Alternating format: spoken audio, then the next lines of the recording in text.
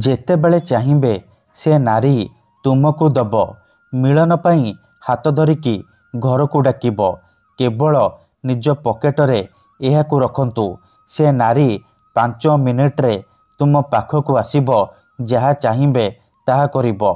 ଯଦି ଆପଣ ସୁନ୍ଦରୀରୁ ସୁନ୍ଦରୀ ଝିଅ ପଟେଇବାକୁ ଚାହୁଁଛନ୍ତି, ପଡ଼ିଶା ଘର ସୁନ୍ଦରୀ ଭାଉଜ ଆଡ଼କୁ ଆକର୍ଷିତ ହେଉଛନ୍ତି, ତାଠାରୁ ନିଜର ମନ ମୁତାବକ କାମ ହାସଲ କରିବାକୁ ଚାହୁଁଛନ୍ତି, ତେବେ ଆଜିର ଏହି ଭିଡ଼ିଓଟି ଆପଣଙ୍କର ଇଚ୍ଛାକୁ ପୂରଣ କରିବ।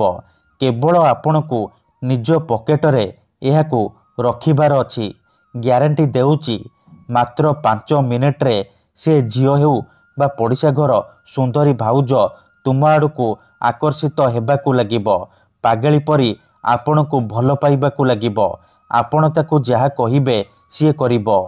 ଏହି ବଶୀକରଣ ସାହାଯ୍ୟରେ ହଜାର ହଜାର ଲୋକମାନେ ଲାଭବାନ ହୋଇଛନ୍ତି। ନିଜ ପସନ୍ଦର ସୁନ୍ଦରୀରୁ ସୁନ୍ଦରୀ ଝିଅକୁ ମୁହୂର୍ତ୍ତକ ଭିତରେ ପଟେଇ ପାରିଛନ୍ତି।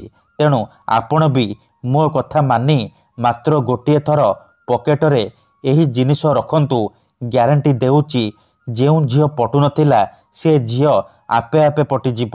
ନିଜେ ଆସି ଆପଣଙ୍କୁ ଭଲ ପାଉଛି ବୋଲି କହିବ।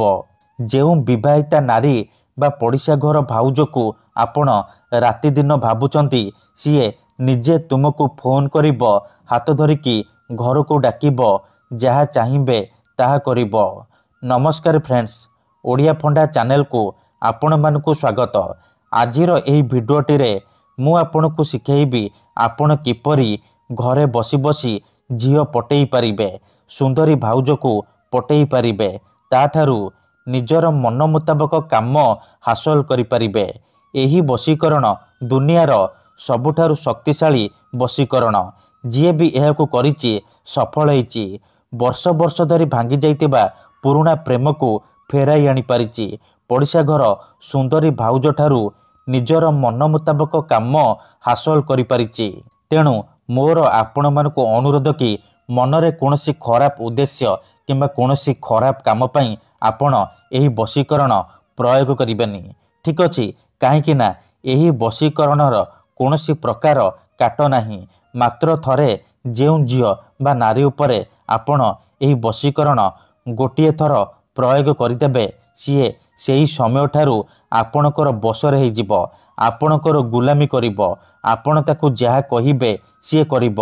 କୌଣସି ପ୍ରକାର ବାଧା ଦେବ ନାହିଁ।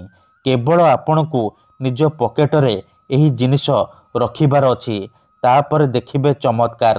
କେତେଥର ଏମିତି ହେଇଥାଏ କି ଆପଣ ଯେଉଁ ଝିଅକୁ ଭଲ ପାଉଛନ୍ତି, ସିଏ ଆପଣଙ୍କୁ ଭଲ ପାଏନି, ଅନ୍ୟ କାହାକୁ ଭଲ ପାଏ।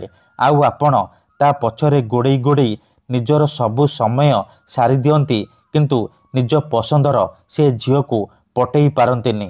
ଯଦି ଆପଣ ବି ଏହିପରି ପରିସ୍ଥିତିରେ ପଡ଼ିଛନ୍ତି, ଯେତେ ଚେଷ୍ଟା କଲେ ମଧ୍ୟ ସେ ଝିଅକୁ ପଟେଇ ପାରୁନାହାନ୍ତି, ତେବେ ମୋ କଥା ମାନି ନିଜ ପକେଟରେ ଏହି ଜିନିଷ ରଖନ୍ତୁ। ଗ୍ୟାରେଣ୍ଟି ଦେଉଛି ସେ ଝିଅ ନିଜେ ଆସିବ, ଆପଣଙ୍କର ପାଦ ତଳେ ପଡ଼ିବ, ଆପଣଙ୍କୁ ଭଲ ପାଉଛି ବୋଲି କହିବ। ଆପଣଙ୍କ ପ୍ରେମରେ ଏମିତି ଦିବାନୀ ହେଇଯିବ କି ଆପଣଙ୍କୁ ଛାଡ଼ି ରହିପାରିବନି। ଏହି ବଶୀକରଣ ସାହାଯ୍ୟରେ ଆପଣ ଶାଶୁ, ନଣନ୍ଦ, ଦିଅର, ଭାଉଜ କାହାକୁ ବି ନିଜ ବଶରେ କରିପାରିବେ। ତାକୁ ପଟେଇ ପାରିବେ। ତାଠାରୁ କିଛି ବି କାମ ହାସଲ କରିପାରିବେ। ତେବେ ଏହି ବଶୀକରଣ ଆପଣ କିପରି କରିବେ, କେମିତି କରିବେ, ଏହାର ପ୍ରୟୋଗ ବିଧି କ'ଣ, ମୁଁ ଆପଣଙ୍କୁ ଶିଖେଇବି। ସମ୍ପୂର୍ଣ୍ଣ ପ୍ରୟୋଗ ବିଧି ଠିକ୍ ଭାବରେ ଶିଖେଇବି। ଜାଣିବା ପାଇଁ ଆପଣ ଭିଡ଼ିଓଟିକୁ ମୂଳରୁ ଶେଷ ପର୍ଯ୍ୟନ୍ତ ପୁରା ଧ୍ୟାନ ସହିତ ଦେଖିବେ। ଠିକ୍ ଅଛି? ତେବେ ଯାଇକି ଆପଣ ସମ୍ପୂର୍ଣ୍ଣ ପ୍ରୟୋଗ ବିଧି ଠିକ୍ ଭାବରେ ଜାଣିପାରିବେ। ଅଧାରୁ ଛାଡ଼ିକି ପଳେଇଲେ କିମ୍ବା କାଟି କାଟି ଦେଖିଲେ ଆପଣ କିଛି ବି ବୁଝିପାରିବେନି। ପରେ କହିବେ, ଗୁରୁଜୀ ଆପଣଙ୍କର ବଶୀକରଣ କାମ କରୁନି। ଦେଖନ୍ତୁ, ବଶୀକରଣ ବିଧି ଜାଣିବା ପୂର୍ବରୁ ଗୋଟିଏ ଛୋଟିଆ କଥା ମନେ ରଖନ୍ତୁ। ବଶୀକରଣ ଏମିତି ସେମିତି କାମ କରେନି। ମନରେ ସମ୍ପୂର୍ଣ୍ଣ ବିଶ୍ୱାସ, ନିଷ୍ଠା ଆଉ ଏକାଗ୍ରତାର ସହିତ ଆପଣଙ୍କୁ ଏହି ବଶୀକରଣ କରିବାକୁ ପଡ଼ିବ। ତେବେ ଯାଇ ମୁଁ ଆପଣଙ୍କୁ ଗ୍ୟାରେଣ୍ଟି ଦେଉଛି ଆପଣ ସୁନ୍ଦରୀରୁ ସୁନ୍ଦରୀ ଝିଅ ବା ସୁନ୍ଦରୀ ବିବାହିତା ନାରୀକୁ ଅତି ସହଜରେ ନିଜ ବଶରେ କରିପାରିବେ। ତାକୁ ପଟେଇ ପାରିବେ। ମୁହୂର୍ତ୍ତକ ଭିତରେ ତାଠାରୁ ନିଜର ମନ ମୁତାବକ କାମ ହାସଲ କରିପାରିବେ। ସିଏ ଆପଣଙ୍କୁ କୌଣସି ପ୍ରକାର ବାଧା ଦେବ ନାହିଁ। ତେବେ ଏହି ବଶୀକରଣ ଆପଣ କେଉଁ ବି ବାରରେ କରିପାରିବେ, କିନ୍ତୁ ଯେବେ ବି କରିବେ ରାତି ସମୟରେ କରିବେ।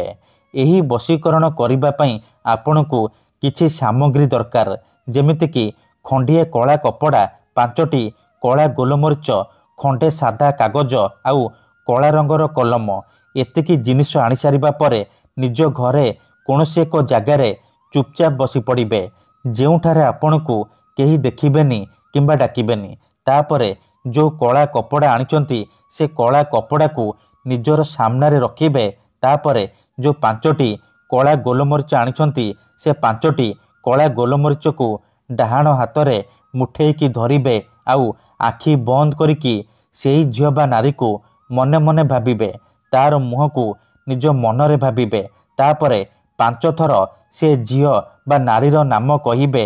ତାପରେ ମୁଠା ଖୋଲିବେ ଆଉ ସେ ମରିଚରେ ଗୋଟିଏ ଥର ଫୁଙ୍କିଦେବେ। ତାପରେ ସେ ମରିଚକୁ କଳା କପଡ଼ା ଉପରେ ରଖିଦେବେ। ତାପରେ ଯେଉଁ କାଗଜ ଆଣିଛନ୍ତି ସେ କାଗଜରେ କଳା କଲମର ସାହାଯ୍ୟରେ ଗୋଟିଏ ମନ୍ତ୍ର ଲେଖିବେ। ମନ୍ତ୍ରଟି ଧ୍ୟାନ ସହିତ ଶୁଣନ୍ତୁ। ଓମ୍ କାମିଚ୍ଛାମୟୀ ଆମୁକଂ ସର୍ବମୋହି କରତି କରତି। ଆମୁକଂ ଜାଗାରେ ଆପଣ ସେଇ ଝିଅ ବା ନାରୀର ନାମ ଲେଖିବେ ଯାହାକୁ ଆପଣ ବଶରେ କରିବାକୁ ଚାହୁଁଛନ୍ତି, ଯାହାକୁ ଆପଣ ପଟେଇବାକୁ ଚାହୁଁଛନ୍ତି। ମନ୍ତ୍ର ଲେଖି ସାରିବା ପରେ କାଗଜକୁ କଳା କପଡ଼ା ଉପରେ ରଖିଦେବେ। ତାପରେ କ'ଣ କରିବେ, ସେ କଳା କପଡ଼ାକୁ 3ଟି ଗଣ୍ଠି ପକେଇକି ବାନ୍ଧିଦେବେ। ସିଏ ଗୋଟିଏ ପୁଟୁଳି ହେଇଯିବ। ସେ ପୁଟୁଳିକୁ ଆପଣ 3 ଘଣ୍ଟା ପାଇଁ ନିଜ ପାଖରେ ରଖିବେ, ନିଜ ପକେଟରେ ରଖିବେ। 3 ଘଣ୍ଟା ପରେ କ'ଣ କରିବେ, ସେ ପୁଟୁଳିକୁ ନେଇକି କୌଣସି ଏକ ବରଗଛ କିମ୍ବା ଓସ୍ତ ଗଛ ମୂଳରେ ରଖିଦେଇ ଚୁପଚାପ ଘରକୁ ଫେରି ଆସିବେ। ଗ୍ୟାରେଣ୍ଟି ଦେଉଛି, ଏତିକି କରିକି ଦେଖନ୍ତୁ, ଯେଉଁ ଝିଅ ବା ନାରୀ ପାଇଁ ଏହି ବଶୀକରଣ କରିବେ ସିଏ ଆପଣଙ୍କ ପ୍ରେମରେ ଦିବାନୀ ହେଇଯିବ। ନିଜେ ଆସି ଆପଣଙ୍କୁ ଭଲ ପାଉଛି ବୋଲି କହିବ। ଧନ୍ୟବାଦ।